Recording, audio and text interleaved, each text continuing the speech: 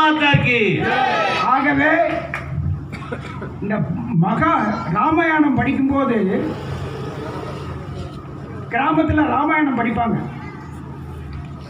அதை படிக்கும்போது உணர்வுபூர்வமாக அந்த ராமாயணத்தை படிக்கும்போது அங்கே ஆஞ்சநேயர் ஒரு மூலையிலே இருந்து அந்த ராமாயணத்தை கேட்பார்.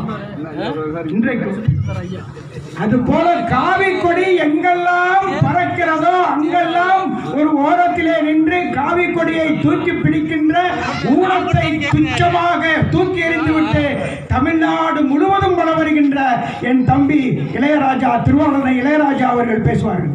बोलो भारत माता की.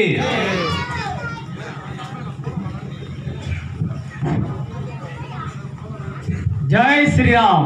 जय जय श्री राम. जय श्री राम. அன்பிற்குரிய இந்த மாலை பொழுதிலே காவித்துண்டை தோளில் போட்டுக்கொண்டு வாக்கரிசியை வாயிலே போட்டுக்கொண்டு இந்துத்துவ பணி செய்து கொண்டிருக்கக்கூடிய காவிப்படை தளபதிகளையும் இந்த நிகழ்ச்சிக்கு பெருந்திரளாக வருகை தந்து கலந்து கொண்டு சிறப்பிக்க வருகை தந்திருக்கக்கூடிய இந்து இயக்க தலைவர்களையும் மற்றும் பொறுப்பாளர்களையும் அனைவரையும் இரு பாதம் பணிந்து உங்களை வரவேற்கின்றேன். கடந்த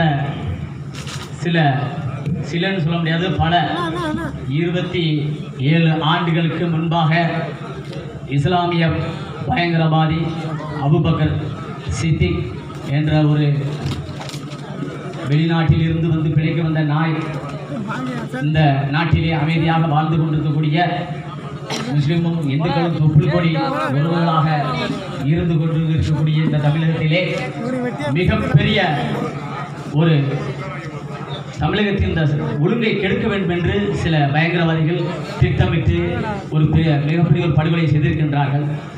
ஆனால்